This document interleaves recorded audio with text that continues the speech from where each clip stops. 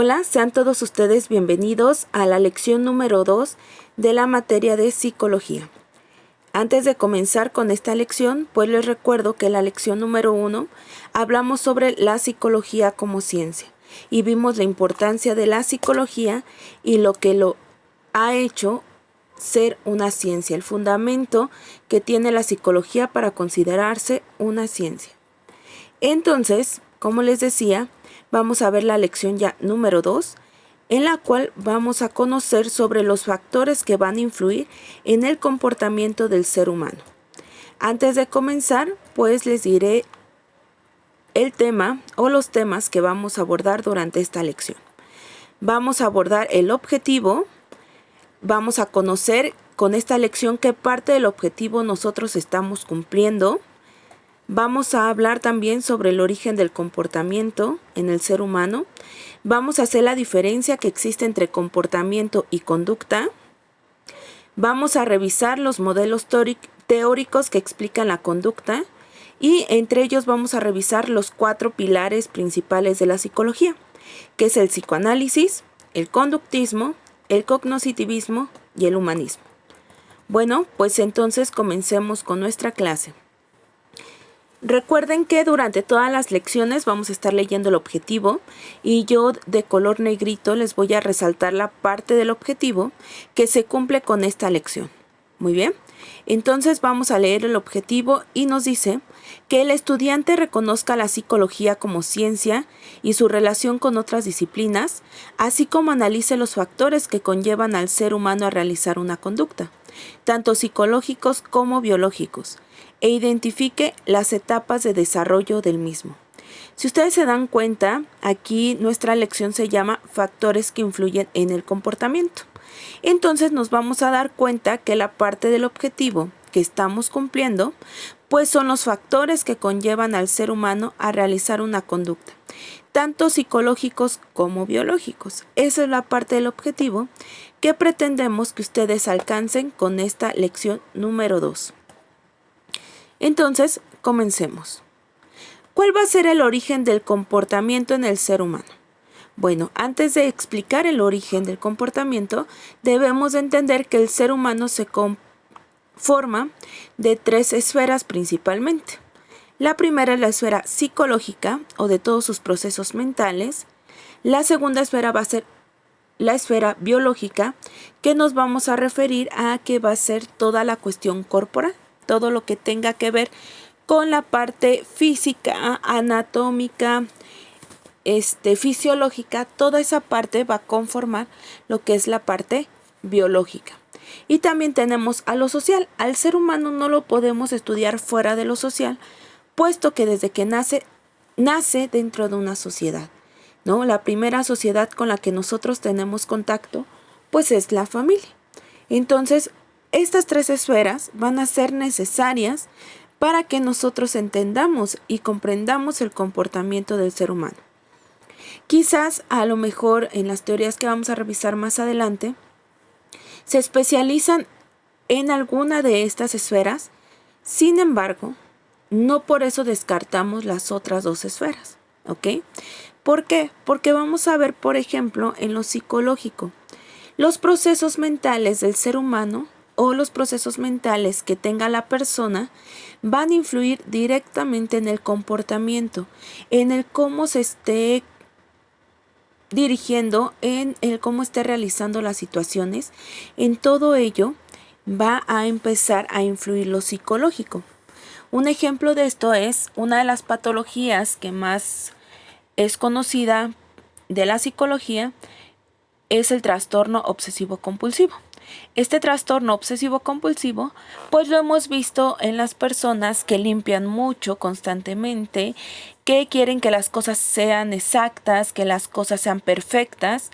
Entonces nosotros vamos a observar que tienen un comportamiento específico, ¿no? Por ejemplo, lavarse cada rato lo que son las manos, en todo momento estar verificando que los objetos estén completamente limpios, que no estén sucios, que no puedan a lo mejor llenarse de bacterias. Entonces, todo el comportamiento que tenga esta persona que tiene un padecimiento mental o un trastorno mental, pues va a depender del mismo. Muy bien. Otro, por ejemplo, una persona que padece una fobia. ¿Qué va a pasar con ella? Bueno, siempre va a estar evitando la fobia y a lo mejor es una fobia a las alturas. Entonces sus amigos les gusta mucho ir a un parque de diversiones, a subirse a la montaña rusa, a subirse a esto, y él va a dejar de hacer ese comportamiento de salir con sus amigos para evitar su fobia. ¿Ok? Veamos, por ejemplo, en cuanto a procesos mentales, una persona que tiene problemas de atención y concentración. Eso va a influir mucho en su comportamiento, porque quizás en el trabajo o en la escuela o en la casa no va a tener la capacidad de centrar su atención, de focalizar su atención en un solo estímulo, ¿no? Sino va a andar divagando, va a andar viendo si la mosca vuela a la derecha o a la izquierda. Es por eso que decimos que lo psicológico va a influir bastante en el comportamiento del ser humano. Muy bien. Luego, por otra parte, vamos a tener a lo biológico. Les decía yo que lo biológico va a ser todo lo relacionado al cuerpo.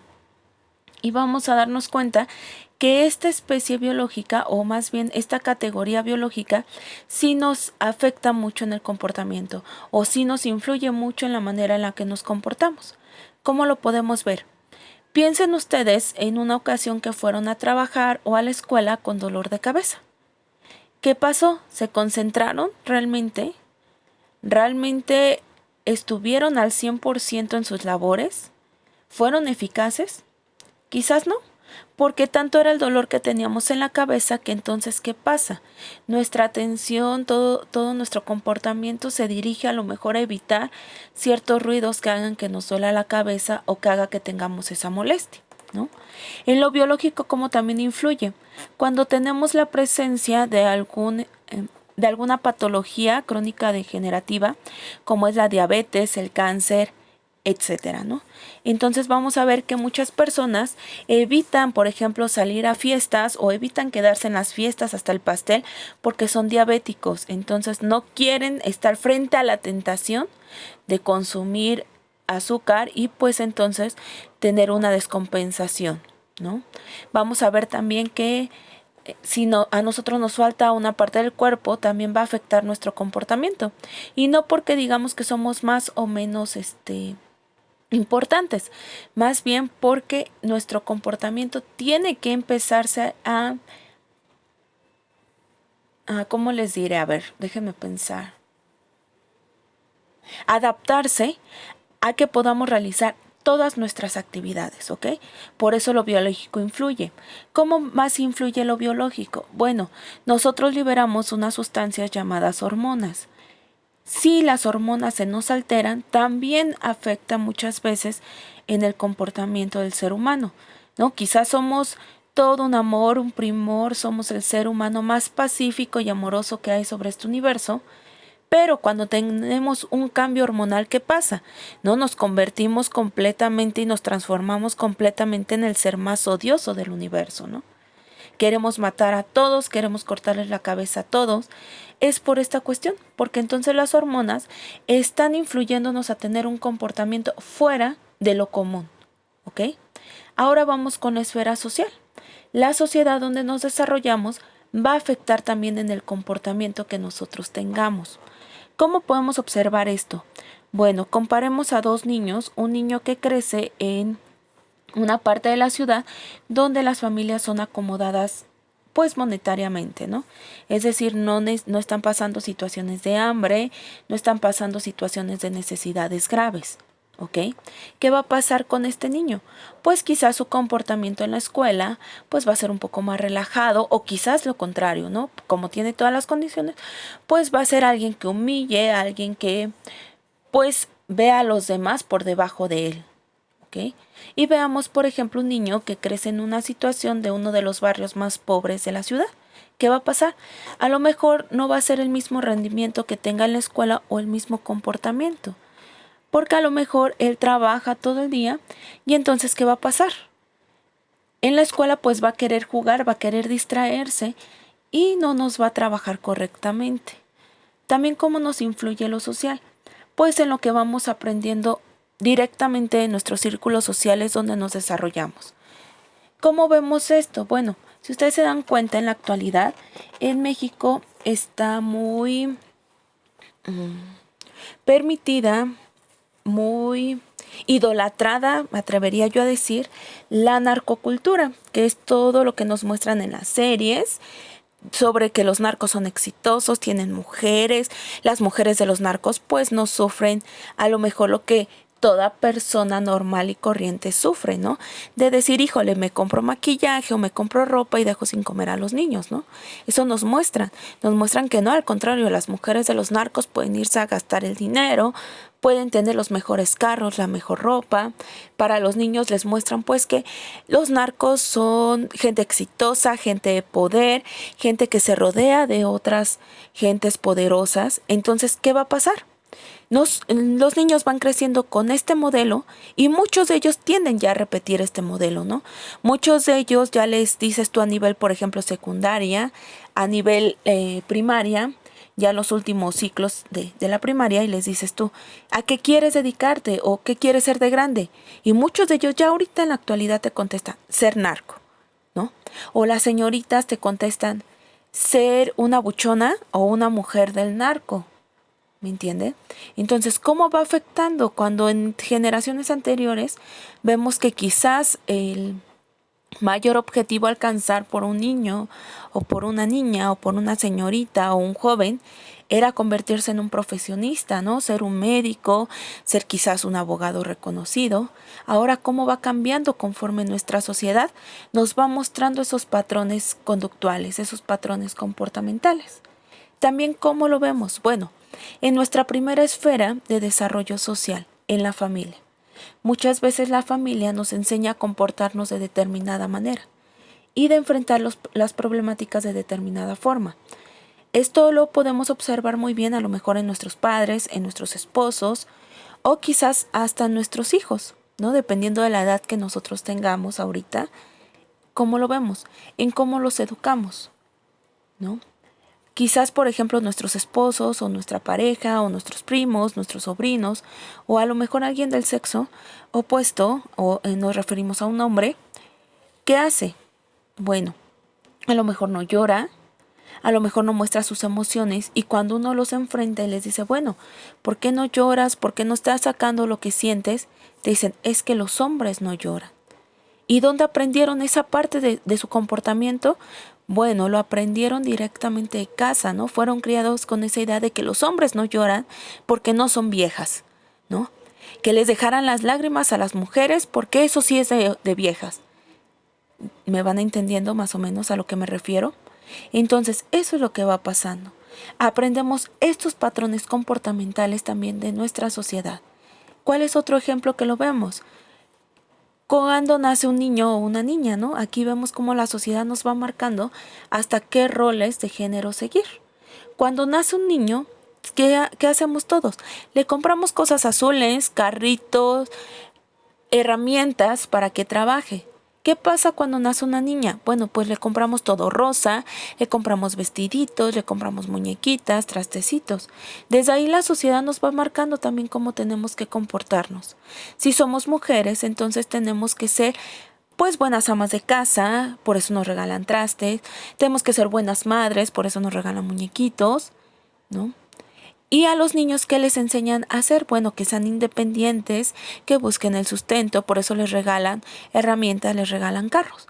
Desde ahí se dan cuenta cómo la sociedad nos va marcando patrones comportamentales.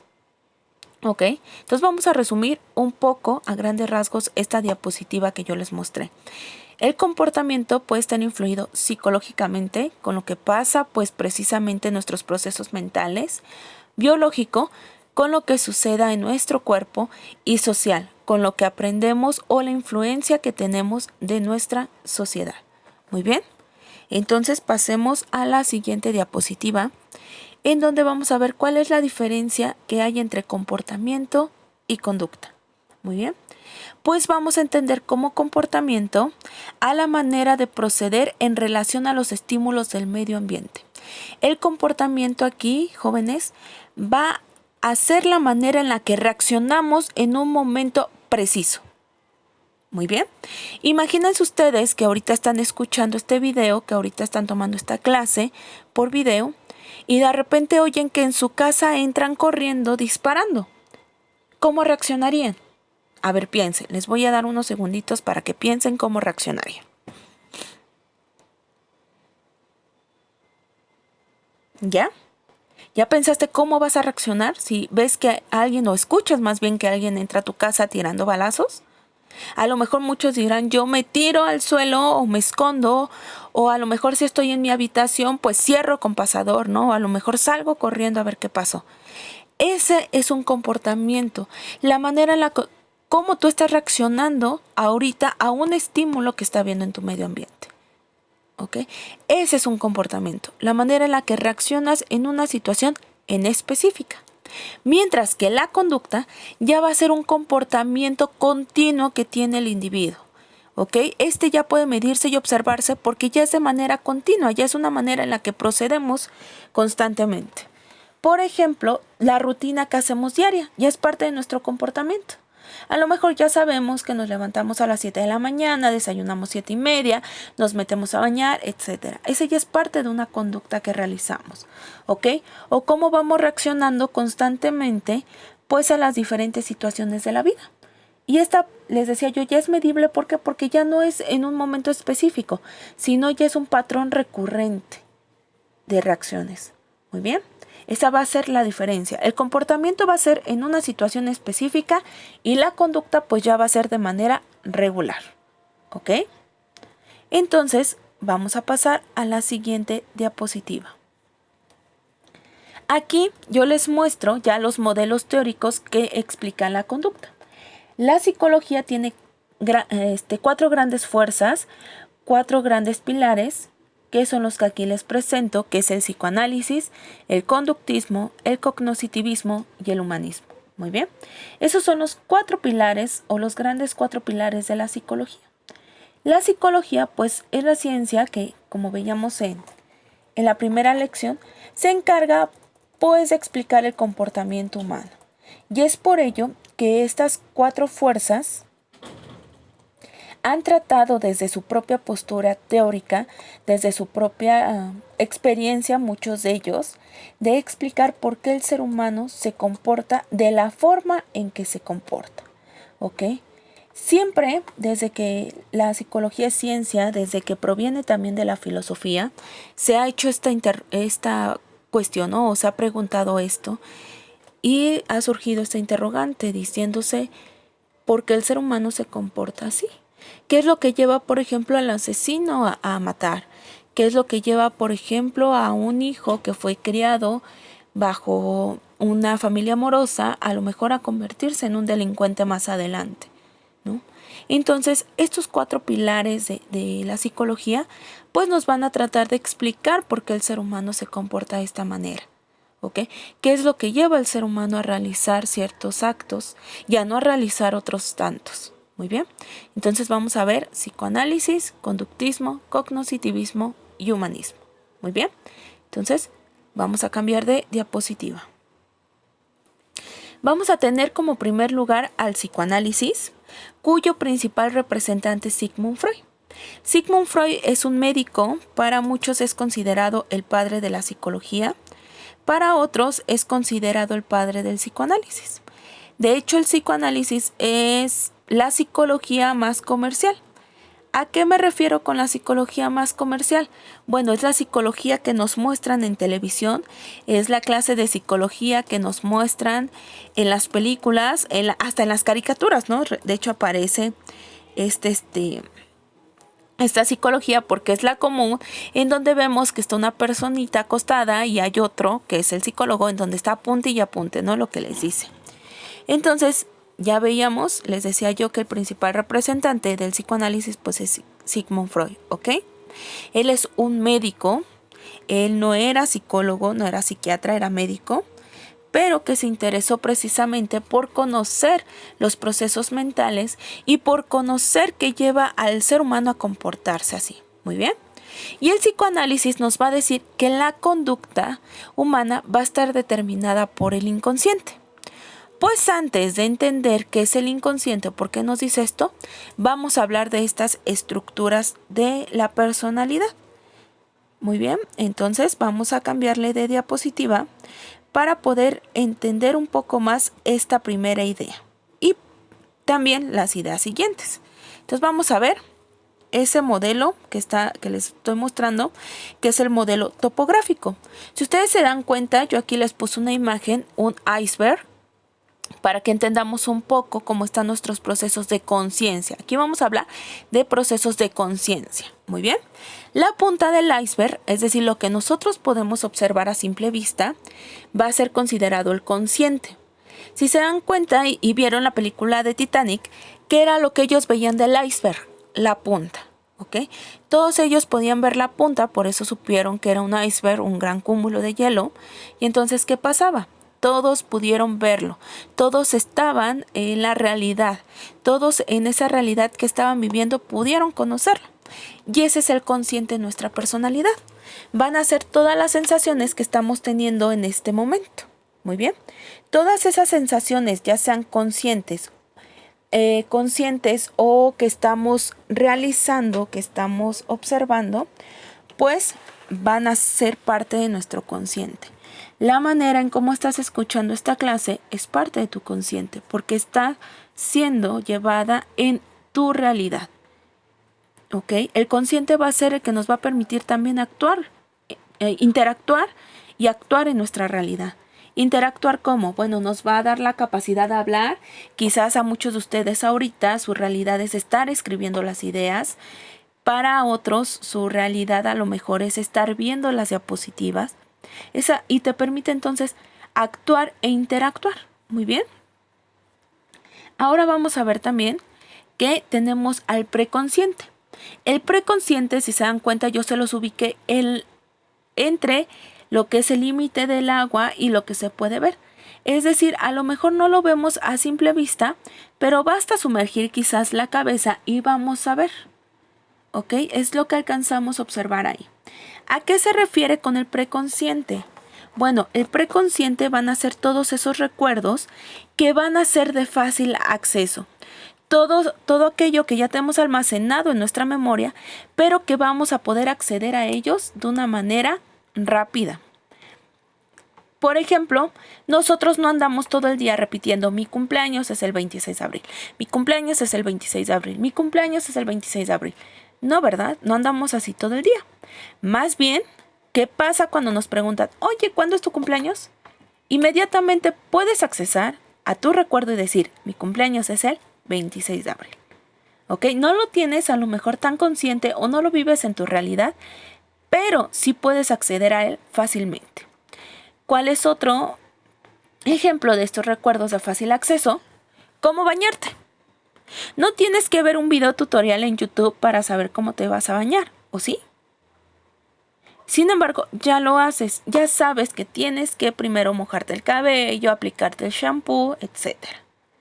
Ya es un recuerdo que aprendiste quizás cuando mamá te empezó a enseñar a cómo bañarte, cuando mamá te bañaba, y ya accedes a él muy fácilmente. ¿Ok? Ya como siguiente, pues tenemos al inconsciente.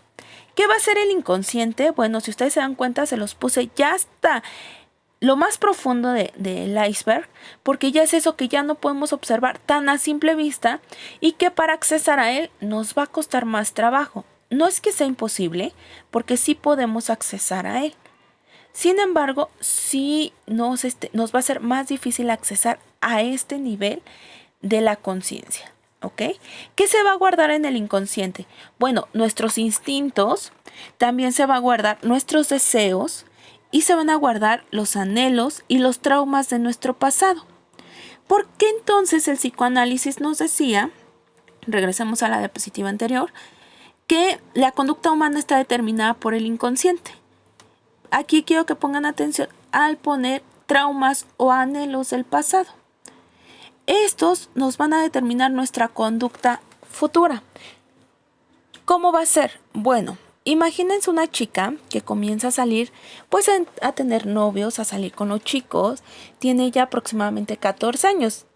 Claro, ya sé que a lo mejor ya las niñas de ahora ya salen con los chicos pues a más temprana edad, ¿no? Más jóvenes. Pero supongamos que es una chica de 14 años que comienza pues en este proceso de conocer al sexo opuesto. ¿Ya? ¿Qué va a pasar con ella? Bueno, ella pues los empieza a conocer y se da cuenta que no le gusta ni que la abracen ni que la besen. Cuando ellos pretenden besarla o abrazarla, ella los rechaza. Pero ella no sabe por qué, porque a lo mejor de una manera consciente, ella quiere que lo haga, ¿no? Quiere experimentar pues el primer beso, las primeras caricias, ¿no? A lo mejor lo que esta chica no conoce o no recuerda es un trauma que está almacenado en su pasado, porque ella fue abusada cuando tenía 2 años por uno de sus tíos. ¿Se dan cuenta? ¿Qué va a pasar? Esta conducta ya está determinada por este inconsciente. Muy bien. Por ejemplo, hay personas que muchas veces te dicen, yo no sé por qué lloro cuando la mamá de Bambi se muere, ¿no? O cuando veo que un personaje en una película se muere. Y quizás eso se refiera a que cuando era muy pequeño vio a un familiar morir y ya sabe el dolor que se siente. ¿Ven por qué nos decía entonces, o por qué nos dice más bien el psicoanálisis, que la conducta humana va a estar determinada por el inconsciente? Porque todo lo que hemos vivido va a ayudarnos a interactuar para evitarnos, pues a lo mejor, nuevos traumas, nuevas problemáticas. Muy bien. Ahora vamos también a ver, vamos a regresar a la diapositiva anterior, que el psicoanálisis nos va a decir que las vivencias pasadas y las fijaciones determinan la conducta del adulto. ¿A qué nos referimos esto? Lo vamos a ver un poquito más adelante en la lección 4, en donde nos van a explicar que Freud o el psicoanálisis nos maneja 5 etapas de desarrollo, ¿no? Que es la oral, la anal, la fálica, la de latencia y la genital. Estas 5 etapas del desarrollo, pues van a hacer que también podamos tener alguna fijación, es decir, que no nos desarrollemos normalmente, por así decirlo. Y entonces si tenemos una fijación en esta etapa, pues va a repercutir inmediatamente en nuestra conducta futura, ¿ok? Y pues también no solamente eso nos va a estar interfiriendo, también va a interferir nuestro modelo estructural de acuerdo al psicoanálisis. ¿Cuál es el modelo estructural? Pues de acuerdo al psicoanálisis. Bueno, nos van a decir que nosotros tenemos, ¿cómo decirlo? ¿Cómo hacer una analogía? A ver, como 3 personitas en nuestra cabeza, bueno, 2 personitas en nuestra cabeza que nos van a estar determinando por qué lado irnos.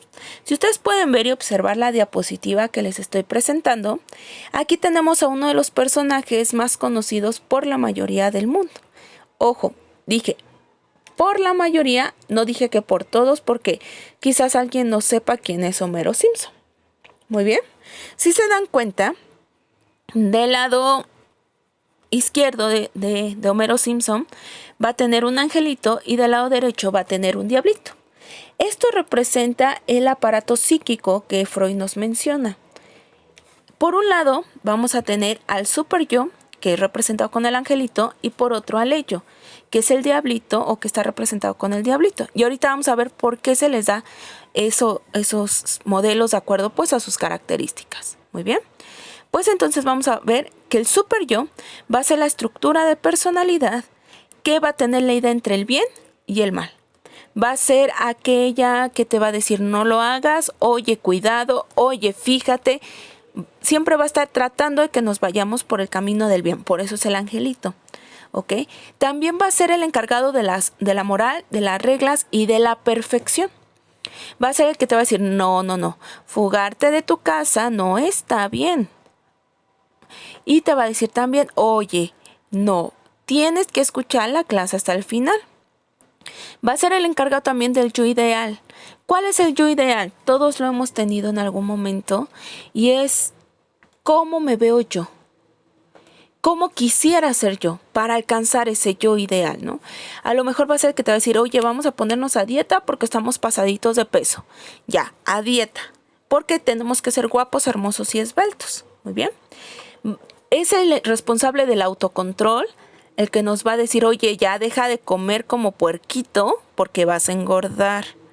Oye, ya deja de comprar tantas cosas porque nos vamos a quedar sin dinero hasta el final de la quincena. Va a buscar inhibir el placer, nada más por placer. Va a ser, por ejemplo, cuando está una pareja en un carro y pues tienen ganas de tener relaciones sexuales, va a ser el encargado de decirles, ojo, los pueden descubrir, ojo, cuidado, ¿ok? Y también está basado pues en el principio del deber, del tengo, del debo, del necesito hacer. Siempre y cuando todo dirigido, entre comillas, hacia el camino del bien.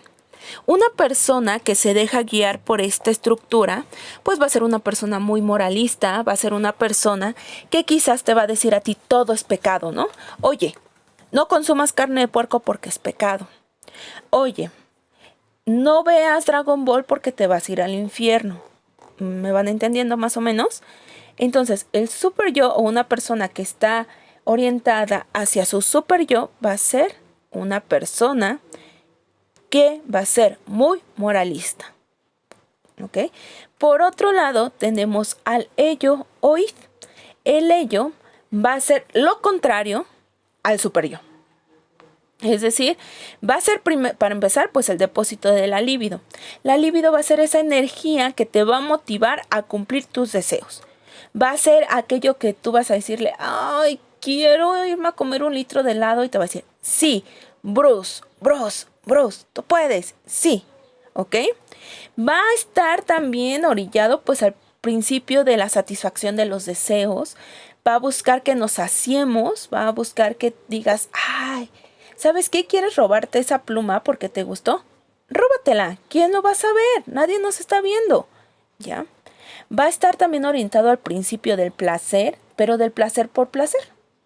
Es decir, no va a medir las consecuencias. Ay, me voy a tomar 1 litro de coca, y no va a medir que a lo mejor le va a alterar el ritmo cardíaco, ¿no? Él simplemente va a decir, tómatela, tú puedes, no dejes ni 1 mililitro de esa coca. ¿Ok? Y va a ser un proceso primario del pensamiento. ¿Por qué decimos que es un proceso primario del pensamiento? Bueno, va a ser este proceso porque los bebés están orillados a esto. Cuando nosotros nacemos, todos nacemos con la necesidad de que solamente mis deseos sean cumplidos. Inclusive dense cuenta, cuando llega un bebé a casa, no puede el bebé aventar la mamila porque corre la mamá, la abuelita, la tía, el sobrino, el primito a llevarle la mamilita al bebé. Entonces, se están cumpliendo nuestros deseos. Una persona que está orientada hacia esta estructura de la personalidad del ello, va a ser una persona que a lo mejor va a fumar, va a tomar, y su constante o su frase preferida va a ser, total, somos jóvenes, de algo me tengo que morir, ¿no? Entonces, ya vimos al super yo y al ello. Sin embargo, también vamos a tener a personas que van a estar en esa lucha constante entre el bien y el mal, que va a ser la tercera estructura de nuestra personalidad, que es el yo o el ego. Estas personas pues van a tener relación con el mundo, o es la estructura de la personalidad que ya va a tener relación con el mundo. Va a empezar a observar su realidad, ¿ok? Va a ser el que va a tomar las decisiones. ¿A quién sigo? ¿A melón o a sandía? ¿O al bien o al mal? ¿Al super yo o al ello? ¿Ok? Es decir, él va a decir, ay, se me antojó una pizza. Y el super yo va a decir, no, mijito, estamos a dieta. Y el ello va a decir, cómetela. Y entonces él, de acuerdo a su realidad, quizás a ver de, no, pero no me alcanza. O quizás a ver de, no, si ya estoy lleno, me duele la panza, eso nada más es gula. De acuerdo entonces a esa realidad, va a tomar esa decisión. Y también va a afrontar las consecuencias de sus decisiones. Si, por ejemplo, se comió la pizza y estaba lleno, a lo mejor le da diarrea o le da un cólico intestinal. ¿Qué va a pasar? Va a tener que afrontar esas consecuencias y no culpar de que la pizza estaba echada a perder, no culpar de otra cuestión, más que él mismo afrontar las consecuencias de sus propios actos. Va a estar basado también en el principio de la realidad, que es lo que les llevo explicando. Va a conocer su realidad y va a actuar conforme a su realidad. ¿Ok? Y pues ya es un proceso secundario del pensamiento. Porque recuerden que conforme vamos creciendo, vamos aprendiendo a afrontar pues nuestra realidad. Vamos también aprendiendo a afrontar pues las consecuencias de esta realidad. ¿Ok? Entonces vamos a regresar a la primera diapositiva y vamos a ver que también nos va a decir el psicoanálisis que nuestra conducta va a estar influida por las pulsiones de vida o muertes. ¿A qué nos referimos con estas pulsiones? Tiene algo que ver con el aparato estructural que acabamos de ver. Va a ser que si nosotros tenemos pulsiones de vida, vamos a hacer cosas progresivas, cosas que ayuden, cosas que construyan. ¿Ok? Por ejemplo, obras de beneficencia, vamos a buscar el bien propio, pero también el bien del otro, el bien de nuestro prójimo. Pero cuando una persona tiene pulsiones de muerte, no es que se quiera matar, ojo, no, sino van a ser pulsiones orientadas hacia la destrucción. Es decir, a lo mejor me prestan una pluma y yo la empiezo a romper. ¿Ok? Entonces, por eso va a determinar. También aquí determina la pulsión de muerte, pues el comportamiento de hacer daño al otro. ¿Ok? De decir, ay, le voy a pasar y le voy a dar un zape. ¿Y por qué le diste un zape? Pues porque quería darle un zape. ¿Me van entendiendo? Entonces, vamos a resumir. El psicoanálisis nos va a decir que nuestro comportamiento está determinado por el inconsciente y las vivencias pasadas. ¿Listo? En teoría y en resumen, eso nos dice el psicoanálisis de por qué el ser humano se comporta de determinada manera. Ahora pasemos a la siguiente fuerza de la psicología, que es el conductismo. Y el conductismo nos va a marcar que toda conducta es el resultado del aprendizaje del ser humano en su propio ambiente. ¿Ok? ¿Qué quiere decir con esto? Bueno, vamos a leer la primicia de abajo para entenderla. Nos va a decir que todo comportamiento está basado en que a todo estímulo conlleva una respuesta. Sí, algo semejante como a la ley de Newton. Exactamente lo mismo. Y nos va a decir entonces que, vamos a cambiar de diapositiva, todo estímulo pues va a dar una conducta determinada, dependiendo de lo que nosotros hayamos aprendido en nuestra sociedad, a cómo hayamos aprendido a reaccionar. Es decir, si por ejemplo en casa nos dijeron que para comer o para que nosotros comiéramos adecuadamente, teníamos que lavarnos antes las manos, ya sabemos que cuando nos lavamos las manos vamos a comer. Nuestro estímulo es lavarnos las manos, nuestra respuesta o nuestra conducta es comer. ¿Ok? Entonces, así es como vamos reaccionando. Ya sabemos que cuando mamá nos grita, Jaimito, Pablito, o como te llames, lávate las manos, ya sabemos por qué. Porque vamos a comer. Entonces, a todo estímulo lleva una respuesta. Ojo, porque aquí yo les puse más un reforzador. Estos reforzadores van a ayudar a que nuestra conducta sea aprendida de una manera más eficaz o que lleguemos a una conducta deseada. Vamos a seguir con el ejemplo de lavarnos las manos. Imagínense que mamá les grita ahorita, Jutanito, ve y lávate las manos. Y a ti te da flojera. Y dices, ay, no me las voy a lavar. Entonces llegas y mamá, ¿qué te hace? Te agarra a la oreja y te lleva a lo mejor al fregadero o te lleva al lavabo en el baño y te dice, te lavas las manos o no te sientas a comer. Lo que ella hizo del hecho de jalarnos la oreja y llevarnos fue un reforzador. Está reforzando la conducta que quiere que nosotros hagamos. ¿Ok? ¿Cómo lo hizo? Ya sabemos que la próxima vez que nos sentemos a comer sin lavarnos las manos, lo más seguro es que nos grite, voy a ir y voy a hacer que te laves las manos. E inmediatamente vamos a correr a tener las manos limpias. Entonces, a simple vista, esto es lo que nos menciona, pues el psicoanálisis. Digo, es una teoría un poco sencilla, pero que la vemos reflejada en todos nuestros aspectos de la vida. Entonces, vamos a resumir al conductismo. El conductismo nos va a decir que la conducta humana va a ser el resultado de estímulos y respuestas, es decir, de cómo nos enseñó la sociedad a responder frente a ciertas circunstancias. ¿Ok? Entonces, pasemos a la tercera fuerza de la psicología, que es el cognoscitivismo. Y el cognoscitivismo es representado por Jean Piaget. Jean Piaget es también muy conocido para aquellos que después de bachillerato se quieran ir a algún área de la docencia. Es uno de los principales teóricos que ustedes van a abordar y ya verán por qué. Muy bien, entonces vamos a ver, bueno, el cognitivismo nos va a manejar que toda conducta es el resultado de los procesos de la mente o de los procesos mentales. Para entender cuáles son los procesos mentales, vamos a pasar a la siguiente diapositiva y luego regresamos a esta.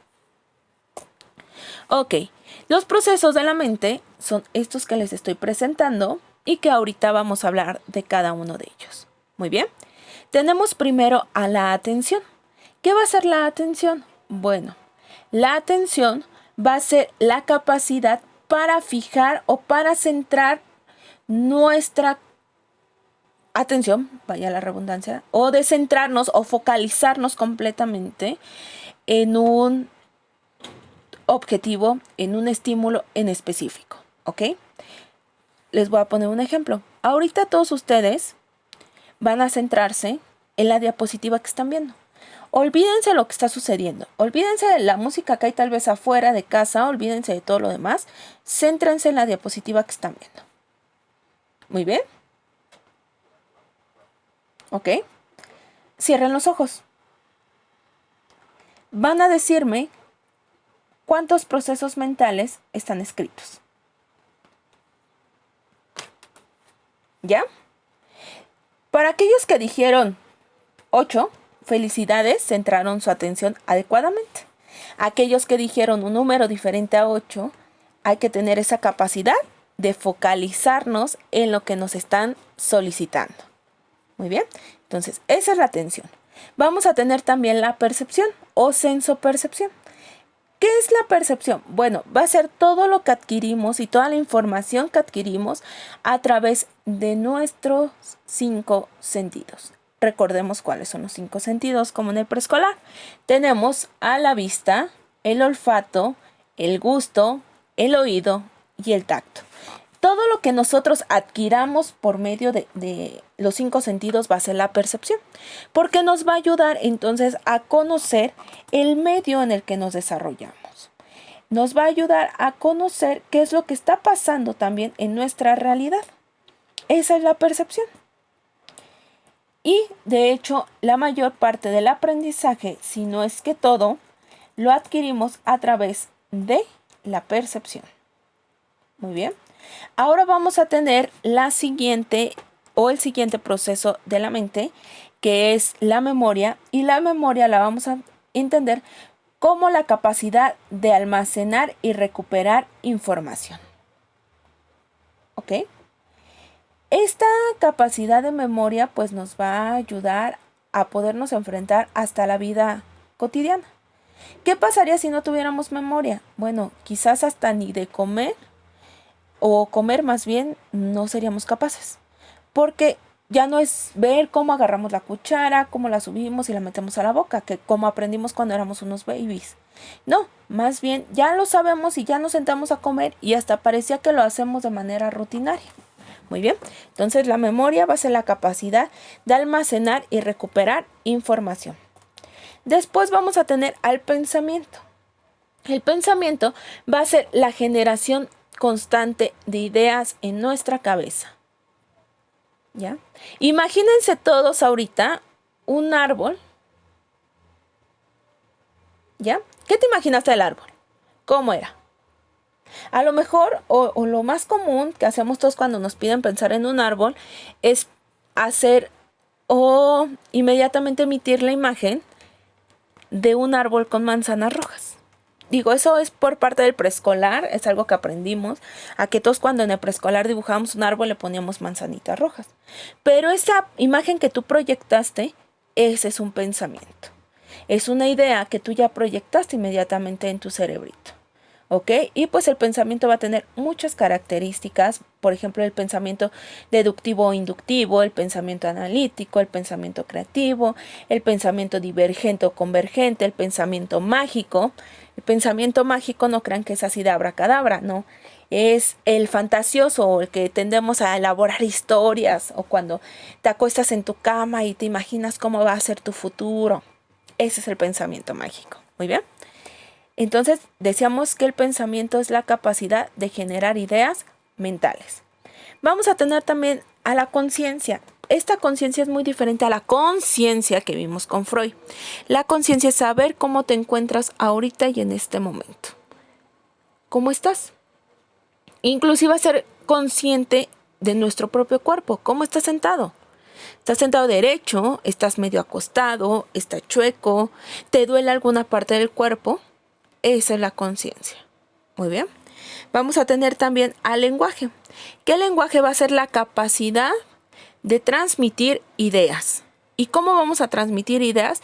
Bueno, puede ser a lo mejor oral, que es el hablado, escrito, pues todo lo que esté plasmado en un papel, el icónico, que va a ser a través de figuras, el no verbal, que va a ser a lo mejor a través de señas, a través de movimientos o gestos.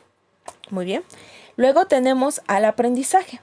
Y el aprendizaje va a ser definido como el proceso por el cual adquirimos ciertos conocimientos, habilidades y competencias para sobrevivir. ¿Ok? Entonces aquí vamos a empezar a entender y adquirir conocimientos. Ojo, no solamente escolares. Vamos a adquirir conocimientos del ambiente donde nos desarrollamos, de los programas que vemos, de los amigos con los que nos juntamos. Vamos a tener también, por ejemplo, el aprendizaje formal, que es el que aprendemos en la escuela. Vamos a tener también el aprendizaje, por ejemplo, emocional o psicológico, que se da pues a través de lo que nosotros hemos vivido, que también en filosofía se le llama aprendizaje empírico, que se basa pues en la experiencia. Muy bien. Y tenemos también a la inteligencia, que la inteligencia va a ser la capacidad de adaptarnos a nuestro medio ambiente. Esa capacidad de que tú te adaptes, esa es inteligencia. Inteligencia no es que tú saques puros 10, puros 9 en tu boleta de calificaciones. Eso a lo mejor es ser cumplido de acuerdo al modelo pues que trabajamos las escuelas ahora. A lo mejor es que tú eres muy responsable y cumples con tus tareas. Pero ser inteligente es saber aplicar ese conocimiento. Ese aprendizaje que tú ya adquiriste, ahora aplícalo en una situación real. Ahora ten la capacidad de poder adaptarte al mundo, ¿no? Como ahorita nos está pasando con lo que está sucediendo, o no sé cuándo veas este video, quizás te darás cuenta que mucha gente tuvo que empezarse a adaptar así, sacar esa inteligencia de ellos en la pandemia por el coronavirus, ¿no? Había gente que quizás bien utilizar una computadora no sabía y tuvo que aprender a utilizarla para trabajar a distancia, ¿no? Entonces ahí sacó su inteligencia. ¿Por qué? Porque se adaptó a un cambio que había en su medio. Muy bien. Entonces, regresemos con Piaget. Entonces, decíamos que el cognoscitivismo nos va a decir que toda conducta va a ser el resultado de los procesos mentales. Muy bien. Entonces, es cierto. Toda nuestra conducta va a estar basada en estos procesos. ¿Qué va a pasar si tenemos, por ejemplo, un problema en la inteligencia, en la adaptación? Nos vamos a frustrar, no vamos a ser capaces de resistir al cambio. A lo mejor cuando llega nuestro jefe en el trabajo y nos diga, oye, vas a tener un aumento de puesto y ahora ya no vas a dirigir a 6 personas, vas a dirigir a 20. Si yo no soy inteligente y no puedo adaptarme al cambio, ¿qué le voy a decir? No, gracias, yo aquí estoy bien. ¿Ok? Por eso la conducta pues va a hacer referencia a estos procesos mentales. Y nos va a decir también el cognoscitivismo que toda conducta va a ser el resultado del aprendizaje que el ser humano hace sobre su medio ambiente. Algo parecido al conductismo. Por eso es que muchos han mezclado la corriente conductista con la corriente cognoscitivista y han generado el enfoque cognitivo-conductual. Porque también nos marca pues que aprendemos de nuestro medio. Y vemos que tienen toda la razón en cuanto a procesos mentales, pues aprendemos cómo desarrollarlos en nuestro medio. Muy bien. Por ejemplo, la memoria. ¿Cómo aprenderemos de acuerdo a nuestro medio a desarrollar la memoria? En que muchas veces la sociedad nos marca qué recuerdos guardar y qué recuerdos no. Nos dicen, olvida lo malo, enfócate en lo bueno. ¿Cierto, no? Entonces, cuando nosotros comenzamos a tener un pensamiento malo, catastrófico, que empezamos a decir, cruz, cruz, cruz, que se vaya el diablo y que venga Jesús, ¿no? Porque eso está mal recordarlo. Eso no debería de existir en mi memoria, porque la sociedad me marca que me tengo que enfocar en aquello que me hace feliz, en aquello que es bueno para mí. Muy bien. Entonces pasemos al siguiente, que ya es el humanismo. El humanismo nos va a marcar que el ser humano es responsable de sus actos. Es decir, el ser humano es responsable de su propia conducta. No podemos culpar y decir soy un borracho porque mi papá es un borracho. No. Tú eres un borracho porque tú quisiste ser un borracho. Porque tú así lo quieres, así lo estás decidiendo, entonces la culpa aquí nada más es tuya. Aquí diríamos que para el humanismo no existen los Pilatos, es decir, no podemos lavarnos las manos y decir yo no soy culpable. No, como decía por allá una canción en su tiempo muy famosa, soy rebelde porque el mundo me ha hecho así. No. El humanismo, con Carl Rogers, que es su principal representante, nos diría, eres rebelde porque tú así lo has querido, no porque el mundo, deja de culpar al mundo, ¿no? Deja de culparlo. Aquí tú eres rebelde porque tú has querido ser rebelde. Y nos va a decir también el humanismo que el ser humano tiene un gran potencial y una gran capacidad para su crecimiento y plenitud. ¿A qué nos referimos con esto? Bueno, de que si el ser humano desea progresar, lo va a poder hacer. Todo ser humano que quiera progresar tiene la capacidad para hacerlo y para ser mejor persona, que es lo que busca el humanismo.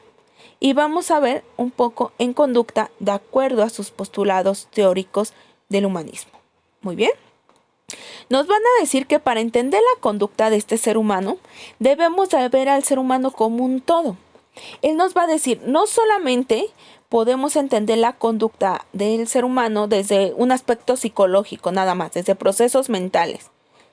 No, ni tampoco únicamente entenderlo desde lo social, menos entenderlo únicamente desde lo biológico. Es necesario verlo como este conjunto de estas tres esferas, de la esfera psicobiosocial, y poder entender su conducta en base a todo, a cómo están sus procesos mentales, a cómo está su cuerpo físicamente, inclusive en su estado de salud, y cómo está también en lo social. Si alguno de estos puntos está fallando, es lógico que el ser humano tenga un comportamiento a lo mejor inadecuado. ¿Ok? Nos va a decir también que tenemos que observar el comportamiento del ser humano en su contexto, en su propio contexto. No sacarlo de un contexto diferente, no igualarlo a un contexto universal, sino entender su propio contexto. ¿Cómo lo vamos a ver? Imagínense ustedes que ahorita le hagamos una prueba a un niño que viene de un pueblo y a un niño que es de ciudad. Y la prueba sea manejar un smartphone y poder instalar una aplicación. ¿Quién creen que realice esta prueba de una mejor forma? Pues el niño de ciudad, porque el niño de ciudad ya es más fácil que tenga acceso a un celular, un smartphone, que ya tenga conocimiento de cómo instalar. Muy diferente a un niño de campo, que a lo mejor él va a saber cómo plantar, cómo hay que regar, cómo hay que hacer la rotación de cultivos, etcétera. ¿Ok? Es lo mismo. Por ejemplo, si sacáramos al niño de la ciudad y fuéramos a medir inteligencia, lo lleváramos al campo y le dijéramos, tú eres inteligente si sabes cultivar tus propios alimentos, ¿qué va a pasar? Es algo con lo que él no ha crecido y es un contexto con el que él no se ha desarrollado. ¿Ok? Por eso nos va a decir entonces el humanismo, hay que estudiar al ser humano en su contexto para entender su conducta en su contexto. Mientras que aquí en la ciudad a lo mejor estamos preocupados por tener una buena calidad de vida, por tener un buen acceso a los medios sociales, por tener a lo mejor quizás un buen internet, un buen celular. En el campo, ¿por qué están preocupados?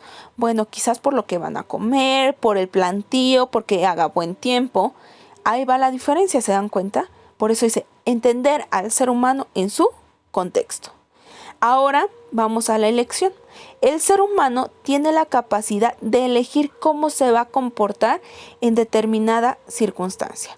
Y elección y el siguiente punto, que es intención, van unidos. Yo elijo con toda intención cómo me voy a comportar. Y lo vemos, por ejemplo, en una pelea de parejas. A lo mejor yo ya sé que si me pongo a gritarle a mi pareja no me va a hacer caso. Entonces, ¿qué voy a hacer? pues le voy a armar el super mega ultra berrinche. Y ya sé que si le chillo, pues él se va a terminar disculpando y la buena, la pura y la mártir voy a ser yo. ¿Se dan cuenta? Entonces yo elegí con toda intención cómo me iba a comportar en esta nueva pelea con mi pareja. Ahora nos va a decir también que el ser humano aprende de su experiencia. Va viendo qué cosas le funcionaron y qué cosas no le funcionaron en ese comportamiento, o para repetirlas o para evitarlas. Y nos va a decir también que siempre recordemos que el ser humano es un ser digno.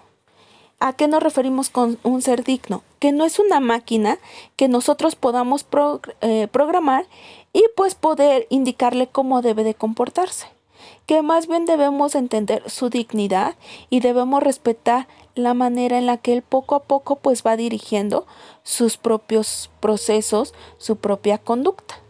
¿Ok? Y que tampoco podemos juzgarlo por la misma, que no podemos decirle es que tú eres bueno porque haces esto o tú eres malo porque haces esto, sino que primero tengamos esa capacidad de verlo siempre como ser humano que puede cometer errores y que puede tener aciertos o virtudes. ¿Ok? Entonces, en pocas palabras, pues el humanismo nos va a decir que el ser humano va a ser responsable de su comportamiento y que él está eligiendo cómo comportarse, cómo lo va a realizar y diríamos hasta también va a elegir sus propios errores. Muy bien. Entonces vamos a recapitular ya esta clase. Vamos a hacer un breve resumen de esta clase. Les voy a ir pasando un poco las diapositivas para explicárselas más rápido en el resumen. Bueno, el día de hoy aprendimos sobre que el comportamiento va a tener un origen psico-biosocial o psicológico, biológico y social. Aprendimos también que el comportamiento va a ser la manera en la que vamos a actuar en un determinado momento. Y la conducta es la manera en cómo actuamos cotidianamente. ¿Ok? Aprendimos también sobre los 4 modelos teóricos principales de la psicología. Aprendimos que el psicoanálisis pues nos dice que toda conducta humana va a estar determinada por el inconsciente. Aprendimos del conductismo que la conducta humana va a ser el resultado de los estímulos y de las respuestas que hemos aprendido de nuestra sociedad. ¿Ok? Aprendimos del cognoscitivismo que toda conducta va a ser el resultado de los procesos mentales. Y pues vimos todos los procesos de la mente, que eran atención, percepción, memoria, pensamiento, conciencia, lenguaje, aprendizaje e inteligencia. Y aprendimos también que nos va a decir que la conducta pues va a ser el resultado que obtenemos de nuestra sociedad o del aprendizaje que obtenemos de nuestra sociedad. Muy bien. Ya aprendimos del humanismo que el ser humano va a ser responsable de todos sus actos, que no va a poder culpar al papá, a la mamá, a la quinta, a la sexta generación, y que también va a tener un gran potencial para corregir su conducta y para lograr ser una mejor persona. Y pues veíamos entonces que para entender la conducta del ser humano de acuerdo al humanismo, pues tenemos que verlo como un todo, entender el contexto donde se está desarrollando, entender las elecciones que está tomando para comportarse así, las intenciones que tiene al haber elegido esa acción para comportarse, las experiencias de vida que ha tenido, pasadas y presentes también, es decir, pasadas pues de su infancia, presentes de la época del desarrollo en donde se está llevando a cabo, y también pues que ante todo es una persona digna, que más que ser juzgada hay que tratar de entender el por qué se está comportando así, el por qué está realizando esos comportamientos. Muy bien, entonces eso es lo que aprendimos. Vamos a regresar a la parte del objetivo para asegurarnos que hayamos cumplido pues nuestro objetivo de la clase. Regresamos rápido, aquí está. Y decía: conocer los factores que conllevan al ser humano a realizar una conducta, tanto psicológicos como biológicos. Y pues lo hemos aprendido. Entonces, chicos, eso sería todo por la lección número 2. Los veo en la lección número 3, donde vamos a aprender acerca de la psicología y su relación con otras ciencias. Que tengan un muy buen día. Los veo en la lección 3.